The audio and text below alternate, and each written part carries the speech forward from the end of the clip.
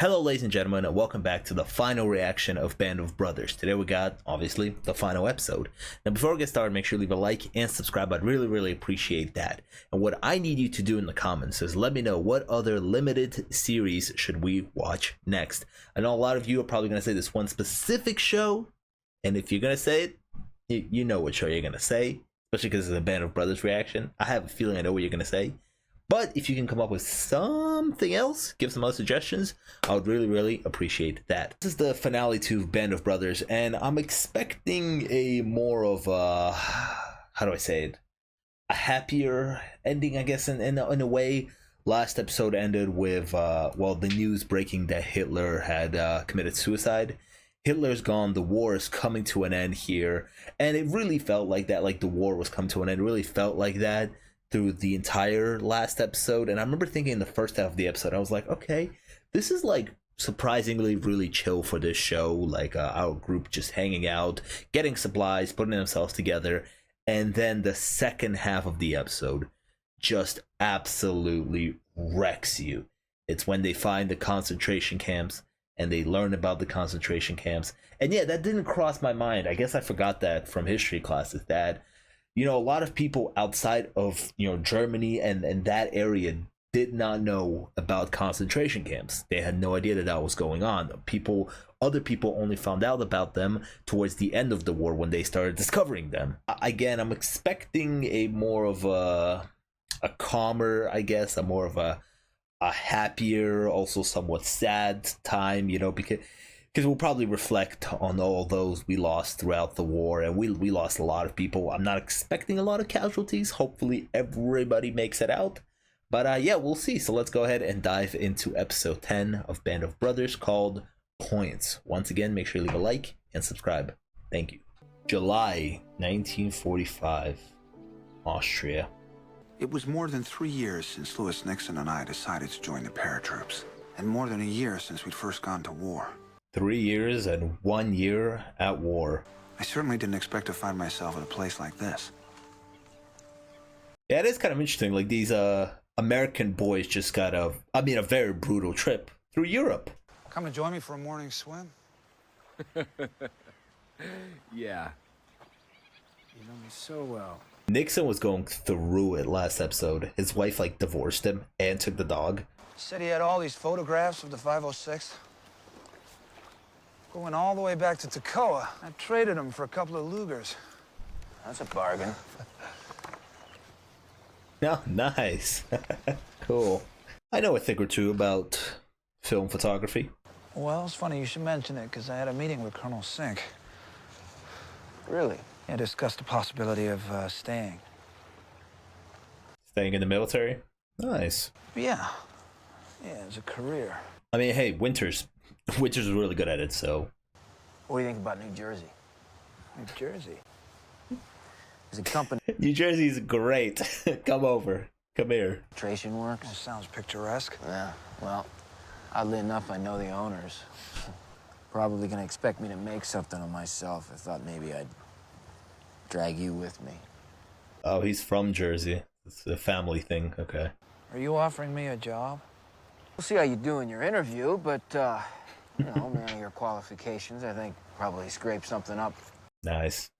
Very cool. It's kind of weird, like, you go on this, long journey at war with your brothers, go through crazy life experiences, and then you get back home to the States, and everybody just has to go back home across the country. You may never see these guys again, especially at this time. Like, cell phones aren't around. Job offers. Hard to fathom. And the war wasn't even over. Yeah, normal life stuff. So it's kind of crazy, like, you are a high-ranking officer here in the Army. Everybody looks up to you. You're the leader. Then you go back to normal life and you have to go get a job, start really low somewhere. Although Hitler was dead, he had apparently ordered the SS to make it their last stand from which to mount a guerrilla resistance against the Allied advance. The first... Like, why would you do that? That is crazy, by the way. Oh my god. I love the way they did that.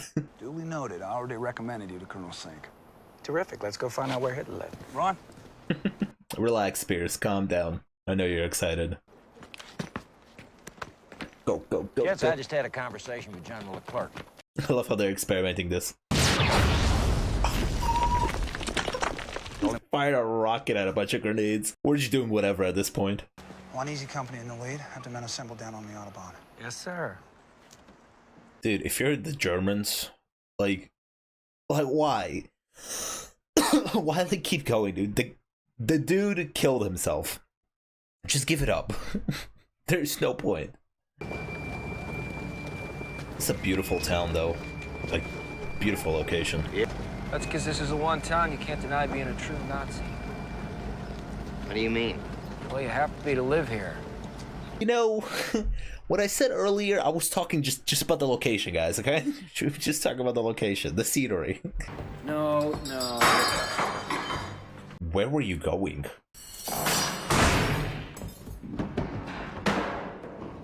Why are you still here? Kitty would love this. How many brides get a wedding present from Hitler? Well, wouldn't want that to happen. And the souvenirs they collect are just wild. 1 Battalion HQ, seal off the north side and prepare for prisoners. Sergeant Grant? And Harry? Nobody gets hurt, not now. Yeah, please, not now. Not now would be just useless. Easy, you'll head up the mountain through the Obersalzberg.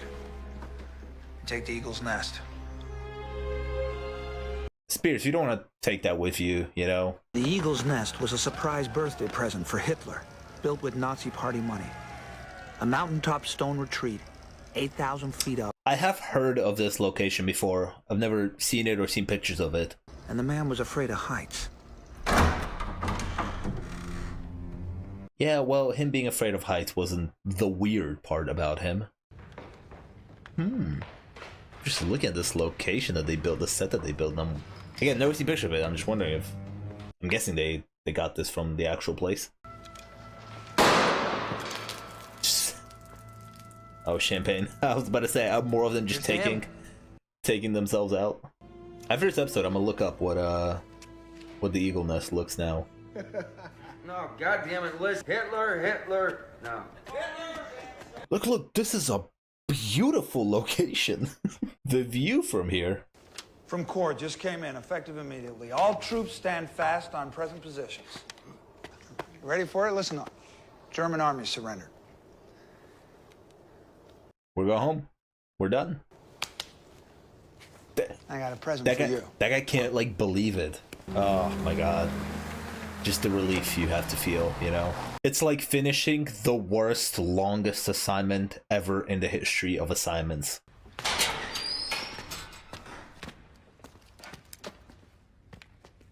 Is this his wine cellar? You took the alcoholic to the wine cellar? Helped Easy Company mark the day the war in Europe came to an end. I mean, yeah. Instead of an aggressive combat unit, we became an occupation force. And no one wanted to leave Berchtesgaden.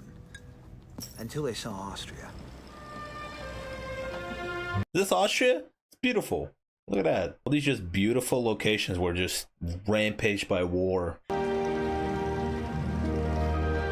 Haha, losers. Losers. So you reckon they'll make us run up those or ski down them? The war is over! Oh, that's nice. I'm hoping for nothing bad to happen. Come on, guys. The war is over. Is this like ski resort? What is this? I wonder what will happen to us, to people like you and me, when there are finally no more wars to occupy us. That's a good question. But you got something else to worry about. Please accept this as my formal surrender, Major. It is better than to lay it on the desk of a clerk. You may keep your sidearm, Colonel.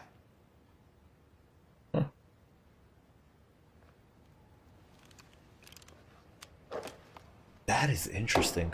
This is what a formal surrender looks like. Just saluted each other. That's crazy. It doesn't just work like they're just gonna wave the white flag. There's a formal surrender. maybe some paperwork to be done. And our casualties are high. But Okinawa is the next big step towards victory over Japan. A victory that can only be won by work, war bonds. I was wondering about the Japan side of it all. We don't have a date yet. We gonna tell the men right away? Some of them will have enough points to go home instead. Not many. Their only medal's Purple Heart. I think most of us here will have enough. Okay, yeah, some go home, some go in Japan. But I want those veterans who are staying, all new replacements ready to fight. That means rifle ranges.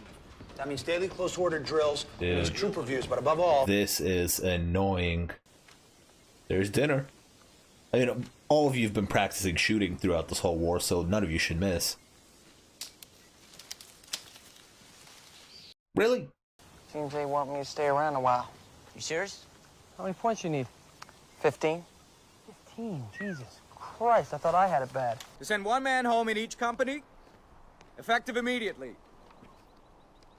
For easy company, the winner is... Who is it? Who is it? Who is it? Who is it? Come on. Tom Hardy.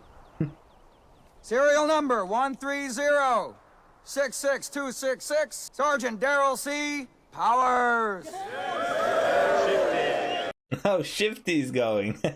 He was the one that was worried about staying here. General Taylor has also announced that the 101st Airborne Division will definitely be redeployed to the Pacific. Fuck that, man. At 0600 hours, we will begin training to go to war.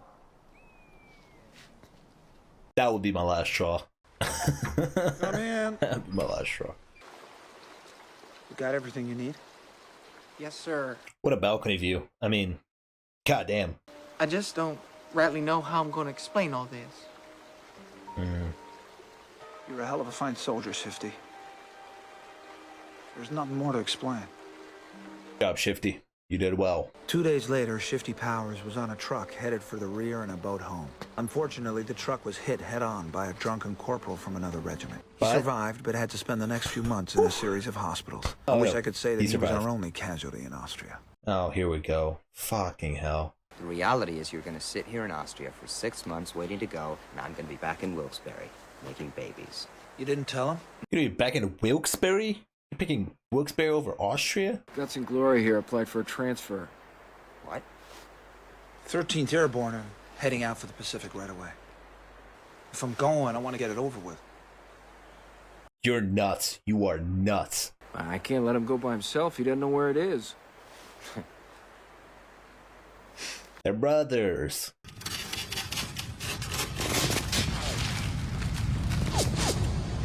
He's been through a lot.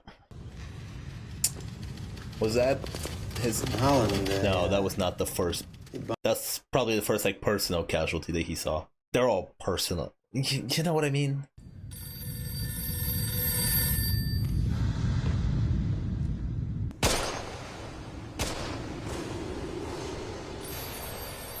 Is he realizing maybe he doesn't want to go? That was his last shot, so he fired? Yeah, he got promoted then. Having to sit through a siege like that? Under those conditions? You got through it.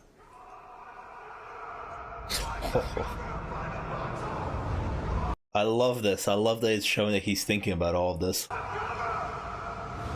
It's like, he's a great leader. He is. He's a fantastic leader. But even he's mentally affected by all of it. Because if you think you need more combat experience to get stars on your helmet, you've done enough. I like it. I like that he's trying to stop him, dude. He's gonna deny his transfer, right? If they do go to the Pacific eventually, you should be running one of the battalions. And frankly, I think you men have earned the right to keep you around. You are staying here and not going anywhere. Staying with the boys. One of those Polacks what was at the slave camp said this is where the guy lives right here. Which camp? Whatever camp.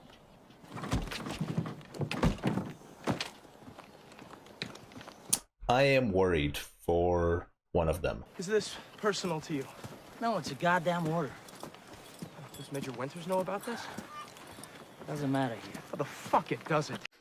So it is personal. If he's innocent. You know what? What if he's a fucking Nazi commandant of a fucking slave camp? Which one? Which camp? You don't have any proof. Were you at Landsberg? No, I was. You think he's a soldier like you and me? Fucking innocent German officer? Where the hell have you been for the past 3 years? I get it. I understand. Buddy, let's have your gun up.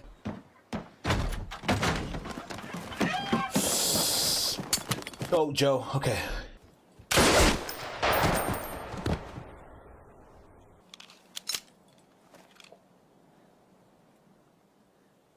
Officers don't run. The war's over, anybody would run.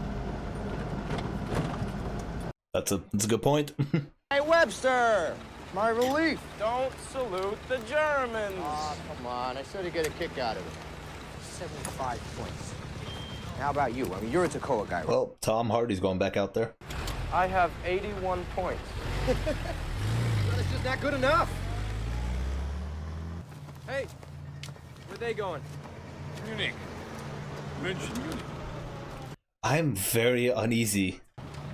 Meine schönen Kleider. Was machen Sie dort? You really gonna put a soldier in my car? Get the hell out of here.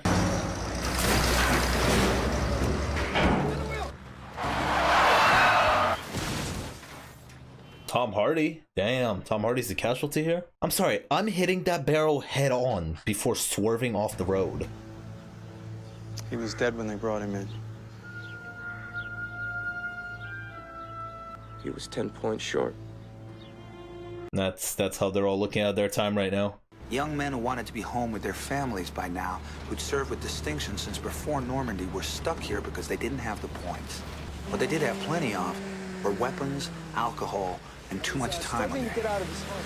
That's a good point, yeah. They are just literally sitting here doing nothing. Right, second platoon's own Bill Garnier.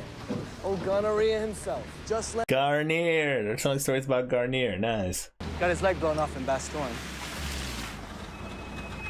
Wait here. What's going on? Uh-oh. Uh-oh. You okay, Matt? You need some help? This dude lost it. I think you're just straight up committing crimes now. Hold on a second now, right? Dude, what the fuck is with that guy? Oh my god. Okay, Austria was chill, but now we're losing our minds. Not me. You'd need a brain surgeon. And even if you had one, I don't think there's any hope. I'd be fucking pissed, dude. The war's over, and you're gonna do this to me when the war's over? I survived the war, and you're gonna do this to me? Come with me. Why? Get in the Jeep. Where are we going? To the hospital. Get in. Oh, they got a brain surgeon. Nice. Let's go. Let me drive. We'll get there faster. Teamwork, I guess. You all right? Yeah, I'm all right. Gonna go in there and join in? I should go in there and stop this. They're just beating the shit out of him. Where is he? How's Grant? Where is he? Oh, he died. He's about to take him out. Spears does not mess around. Replacement. Our company. You were a replacement too. When you talk to an officer, you say, sir. This is an interesting side of the war that they're showing here.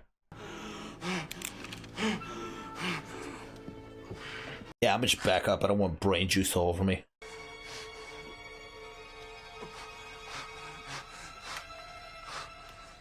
Yeah, they're all going insane in here. In Austria, that is. Not just in this building. Grant's dead? No. Crowd surgeon says he's gonna make it. Nice! Okay, that's good. That's good. Probably not gonna be good, but survived. If I had my choice, I miss being back amongst the men. I'd be happy to go to staff sergeant, whichever platoon you want to put me in. Well, I guess you've earned your right to demote yourself. Asking for a demotion is crazy. I mean, it's absolutely irresponsible to leave them in the hands of the wrong person. They're too much of a valuable resource to the military. So who the hell are they gonna leave them with? So you've decided to stay in the army? Yes, I'm gonna stay with the men. That makes a little more sense than Winters. From the first lines that this guy delivered in the show, it was like, yep, this guy's made for this. So it's an airborne exhibition They have one of every Allied combat plane they've used in the war. He'll be like a technical advisor and make sure they get everything right. No, sir. Paris is just fine. If you need me to go, someone has to be there. Yeah, we do. We absolutely do. Get out of here, dude. I won't let you down, sir. Nice. And with a handshake, no salutes here. I'm happy for malarkey. They're afraid the men won't show him the proper degree of respect as they would another officer. It's a good theory, sir.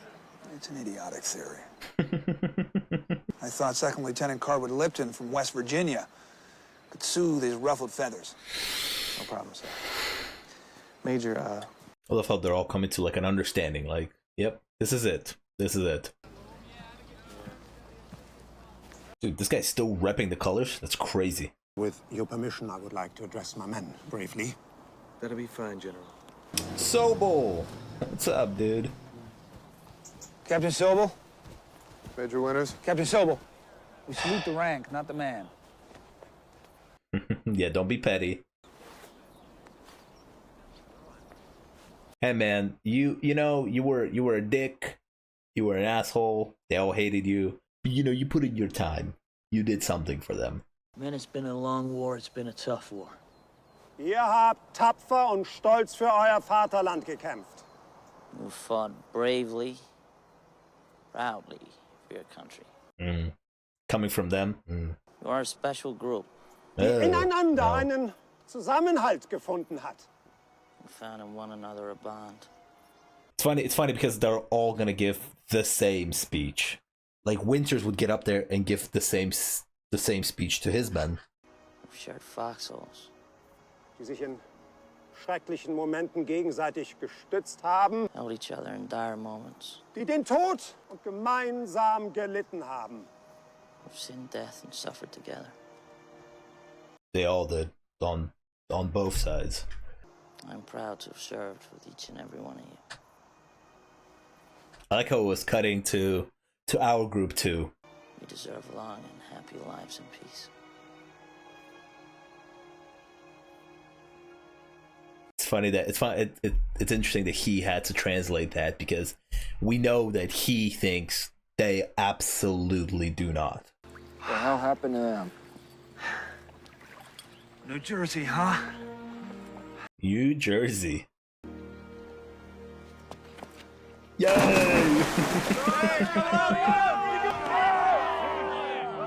I mean, what a location to play baseball in. Come on, I don't even like baseball, but what a location to play it at if you're gonna play it. This entire reaction has just been me being like, wow, look how beautiful these locations in Europe are. But Compton came back to see the company to let us know that he was all right. Yay! Nice! He convicted Sirhan in the murder of Robert Kennedy and was later appointed to... Really? Holy shit. David Webster became a writer for the Saturday Evening Post and Wall Street Journal. David Webster, the actor who plays him, looks so much like Clint Eastwood's son, Scott. In 1961, he went out on the ocean alone and was never seen again. Wow. Bro just disappeared. Johnny Martin would return to his job at the railroad and then start his own construction company. He splits his time between Arizona and a place in Montana. Nice. Got two places, look at that. You're doing well for yourself. In 1998. Nice. Doc Rowe died in Louisiana. Yeah. In 1998. Nice. Well, I'll live for a while. That's my boy Eugene. He died back home, where he was raised. Joe Liebgott returned to San Francisco and drove his cab. Nice. That's what he wanted to do. I hope he found his Jewish girl with big tits. He went into the earth moving business in Arkansas. He's still there. I just realized, like, when they said they died in 98, I was like, nice, lived a long life. I actually don't know how old they would have been then. Hitler's personal photo albums. He was killed in a car accident in 1958. What a life. Carwood Lipton became a glass-making executive in charge of factories all over the world. He has a nice life in North Carolina. Look at that. Harry Welsh. He married Kitty Grogan, became an administrator for the Wilkes-Barre, Pennsylvania school system. Got to live out his dream of living in Wilkes-Barre. Ronald Spears stayed in the Army, served in Korea, in 1958 returned to Germany as governor of Spandau Prison. He retired a lieutenant colonel. Yeah, that's on track. For Easy Company, it was D-Day plus 434. Fast man would have had it, Perko. D-Day plus well, the number he just said, I already forgot it somehow. It's a big number. Morning, President Truman received the unconditional surrender from the Japanese. War's over. We can go home. Nice. Each of us would be forever connected by our shared experience. Yep. Each would have to rejoin the world as best he could. Yeah, that's gonna be really tough. Lewis Nixon had some tough times after the war. Then in 1956, he married a woman named Grace, and everything came together for him. Oh, I'm happy for him. My friend Lou died in 1995. My friend Lou. I took up his job offer and was a personnel manager at the Nixon Nitration Works. But I chose not to go to Korea. I'd had enough of war. Good. Finally finding a little farm. A little peaceful corner of the world. He did say that a couple of episodes ago he wanted a farm. There is not a day that goes by that I do not think of the men I served with. Oh, I can imagine. Never got to enjoy the world without war. Oh, that last part is even more powerful. Very unusual happening, and it's a very unusual bonding. We knew that we... Dick Winters. And so we were a close-knit group. And I don't know anybody Donald that... Malarkey. I'm just one part of the big war, that's all. One little part. And I'm proud to be Bill a part of it. Garnier. A couple of episodes ago, I said that there was a future old guy who I thought looked exactly like an actor. I think it was him. I don't exactly remember. It's been a while for me. But I felt like I spotted Garnier immediately because of the casting. Said, from this day to the ending of the world, we in it shall be remembered. We lucky few, we band of brothers. Oh, that's where it comes from. Sheds his blood with me, shall be my brother. Do you remember the letter that Mike Ranney wrote me? I cherish the memories of a question my grandson asked me the other day. Grandpa, were you a hero in the war? Grandpa said no. But I served in a company of heroes. Winter staying classy as always. Ah, it's beautiful. That's beautiful. Powerful too, man. What an ending. It's a perfect, I guess, way to end this journey that we were on with these men. I was so happy at the end, you know, listening to Winters tell us about the lives that these guys lived after the war. Those who survived. That final line that he said, you know, where he was like, oh, you know, he thinks about the men. I thought he was just going to say, you know, now that I live on the farm and I'm away from everybody, I still every day think about the men that I served with.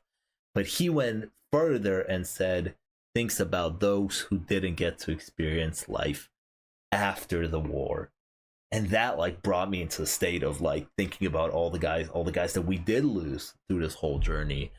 All the real people that died. I know I'm talking about a show because obviously I'm watching a show, but obviously this is a huge historical event, you know. You survive an event like this. And I was also thinking, you know, I said this earlier that it's a weird thing, man. I'm saying this like I never been anything. But it's just like, you know, you go to war with these men and you become brothers, band of brothers, and you go through all these experiences through all this time. They were together for years and they were like in near death situations. They're like this. And then the war ends and they came back to America and just all went their separate ways. Winters did say there was a reunion, but most likely a lot of them couldn't make the reunion. Probably a lot of them have passed away since then or whatever. But it's just like, and it's so weird. Like I'm trying to wrap my head around the fact that, like, you know, you experience this with your brothers and then yeah, you come home and you go your separate ways. Not only do you go your separate ways, but also you have to learn how to live in a normal society again. You have to go get a job. You have to go get a family and all this other stuff. And I'm more than sure that a lot of them, and there's been many stories of veterans and just struggling finding their feet after all this in the real world. One of my favorite aspects of this episode is how they really took the whole episode to show what a surrender at this time of this war looks like, and what these guys did, that it didn't just boom end. Hitler kills himself, people are waving white flags, and boom, we're done. No, there's like formal surrenders, like Winters is saluting a German officer who's surrendering to him. They're letting this other officer give speeches to all these other German soldiers, and they're all just like thinking that, like, thank God the war is over. The final scene where Joe is translating the German officer's speech, I really love the way they did that, because, you know, the German officer is giving a speech to his men, and Joe is translating the speech to his men. And it's one of those speeches that you would have expected at the end of this, right? Like, you know, really proud to serve you guys. All of you are great men and all of that. But it's like our group, you know, is getting that speech. Again, that speech that I personally was expecting at a certain point. I was expecting like Winters to get up there and give that speech about how, you know, how proud he is to serve with everybody. And, you know, they get that speech, they get to hear it because Joe's translating that speech. But on the other side, you got the German officer giving a speech to the German soldiers. And it's just kind of like, to me, that highlights the whole thing of humanity, and just like thinking about this event in the history of humanity. Like this German officer who is, Germans are the enemies, standing up there, he's giving a speech to his men, and he's like, proud to serve with you guys. You guys, you know, were all great, and we were in trenches together and all of that. And like, it's interesting because we were watching our guys do that on the other side.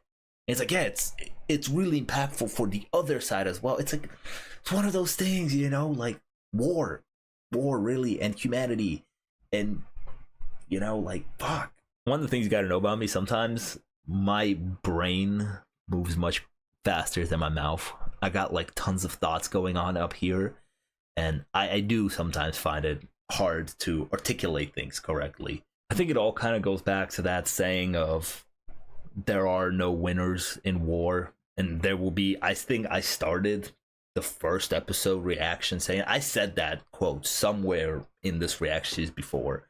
And I remember somebody commented like, there is a winner in war, and like they wrote a whole essay. I don't remember exactly what they said, and there will most likely be another comment like this, but I'm talking just on a scale of humanity, you know. And I understand it's very naive to think about this, like why can't everybody just get along and be nice and, you know, sunshine and rainbows world? That's not the world that we live in. But I think them doing that speech like that, where the German officer is giving a speech to his men about what they suffered and how they went through all of this, and then Joe giving the speech to, you know, translating the speech for our guys, even though we watched them go through all this other stuff. We didn't watch the other side really in depth go through all of it. But it's just, yeah, one of those things, like, people died on both sides, man. On both sides. Oh my god, the locations in this episode. Now, I'm not 100% sure if how much of this episode was green screen. I was sitting there being like, that looks kind of a little bit like green screen-ish. But you know what? I was just vibing, because I was like, yeah, they're painting this part of Europe during this time very beautifully. Like, those locations in this episode, Austria looked fantastic. Yeah, overall, this was a fantastic series, just from a filmmaking standpoint. You know, shot great, the battle sequences looked awesome, sound design, all of that. The acting was fantastic. On the writing aspect too, like, I love how earlier we had some episodes focusing on some smaller characters. Like, it's obvious that like Winters is like our main guy, but in the middle there, he kind of took a bit of a backseat, and we started to really focus on individual people. Like, for example, one of my favorite episodes, probably my favorite episode actually of this whole show, was the Eugene episode. I think about that episode a lot. We spent some time with him there, stuff like that. I thought was phenomenal on the writing standpoint. It really made you like care about the band of brothers. So then at the end, you know, when you see the ones that survived, you feel like me. You start to get emotional, but you start to get emotional, like happy emotions. Like, damn, I'm so happy for you that you made it. I learned a lot too, actually. I have a friend who is a huge nerd about all this World War stuff. He watched a bunch of YouTube videos and knows a lot about this stuff. And he loves the show also, and I talk to him sometimes about this too. But yeah, I feel like I learned a lot as well, and got a history refresher on a lot of stuff too. I'm not somebody that thinks about this part of history often, really. I'm also not somebody who thinks about war often. I've seen a few war movies in my lifetime. 1917 is one of my favorite movies of all time. Actually, really love that movie. Just from the filmmaking standpoint, it's wonderful. But I'm not somebody who thinks about war a lot. But whenever I would watch an episode of Band of Brothers, and I think they did a really good job and I talked about this a couple episodes ago, of not glorifying this. They never at any point glorify this and be like, look how epic this is. It's always like, look how much this sucks and how nobody wants to be in the situation. This sucks completely. And every single time I'd watch a Band of Brothers episode, I would think about that. I would think about the effects war has on humanity, the effects of war has on a person, and the effects that war has on the rest of the world. And it's just like, yeah, I just start to think about it on a much larger scale, just even outside of this, huge historical event. A Band of Brothers, super happy I finally checked it out. A really powerful and amazing series. Really enjoyed it. And if you enjoyed these reactions, make sure to leave a like and subscribe. I'd really appreciate that. Check out some of my other videos, and I will see you guys next time. Peace.